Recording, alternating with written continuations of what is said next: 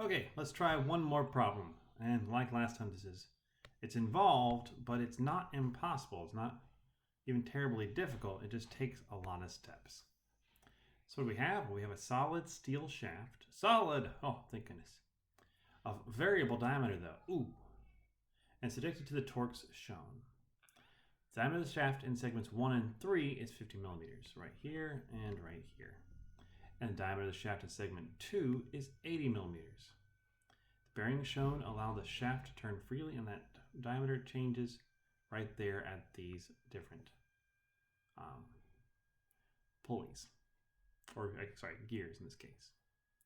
So what are we going to find? Well, we're going to determine the maximum shear stress in this compound shaft, and also the rotation angle of point D with respect to pulley A. So likely we're going to set that as our origin. So as always, go ahead and pause, try this on your own, and then come back and see how you do. So 3, 2, 1, you tried it, you came back, you did amazing. Or maybe you had a couple of calculator errors. That's pretty much the most common error. So first off, let's get our section properties. We're going to calculate this polar moments of inertia for the thick sash shaft and the thin shaft. And that'll be pi over 32 times our diameter to the 4th. Or pi over 2 times our radius to the 4th. One or the other. When we do that, we get 613,000 roughly for the smaller shaft and 4 million for the larger shaft. So you can see that polar moment of inertia, it increases quite quickly. And now let's look at equilibrium because we need to solve for all of those torques. And so if we look at the next page, we can actually see pictures of this, and we'll see that if we cut right here and get rid of everything to the right, well, it's only 1,200 newton meters, and so we'll have a positive 1,200 newton meter torque because the torque is pointing out. If we cut through our second section, well, we've got 1,200 to the left, 4,500 to the right, which means that this needs to be 3,300 that way. So it'll be negative 3,300 because it should be pointing out, but it's pointing in, that makes it negative. And then finally for section 3, we have a 500 newton meter torque pointing that way due to its direction. And to cancel that out, well, our torque 3 would have to be pointing in here as well, which would make torque 3 also negative. So, with that, we have all of our answers. We can go see all these equations right here. Torque 3 and torque 2 negative, torque 1 positive. And that's the torque in the sections, not the torque at the points. Torque in the sections, not at the points. Now how about the shear stress?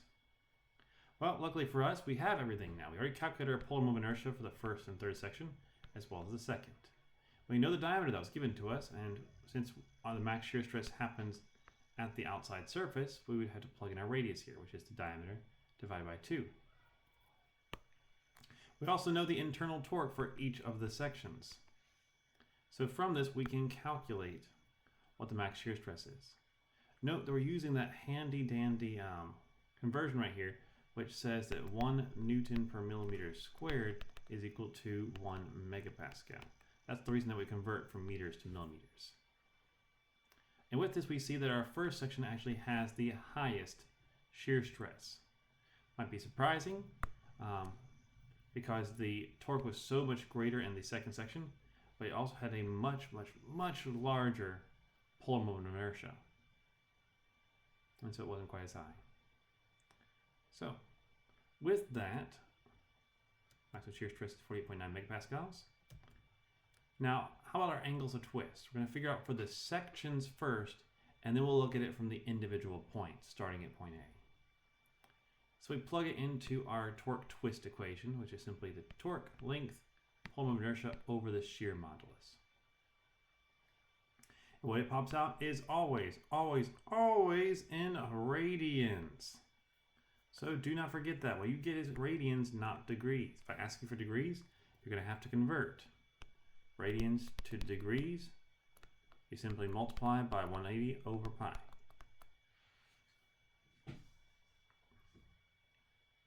Now, these are for the different sections, and so we would then have to combine these to figure out the rotation angles of the different points. We start at point A, right here on the right. We have those two guys in the middle. I have some points on the end as well. There we go. This is 1, 2, 3. That's A, B, C, D. And so we say that A is our origin, so it starts at 0. Then in section 1, we turn 0.17112 radians. So point B, well, you're going to be 0.017112. At point C, we turn backwards in section 2, 0.018464. So we subtract the 2, and we'll get that this one is hardly moved at all. It's just 0.001352 radians. And then from C to D, we turn back even further by 0.00713 radians. We get that respect to point A, point D has rotated by 0.008482 radians. Since that's negative, in this case, it would be, well, it's really just going to depend on how you look at it. Like, if I'm going to be looking at this from the end and the rod going away from it, something like this, then it turned that direction, 0.008482. If this is point D and that's heading towards point A. It's all going to depend on your perspective here. And here's a nice torque, shear stress, and rotation angle diagram. Torque, shear stress, and rotation angle diagram. Okay, so with that, we are done. We have finished. We've learned how we can connect these torque and twist relationships. We've learned our sign conventions, and hopefully this has helped you. So thank you for listening, and I'll see you all next time. Bye-bye.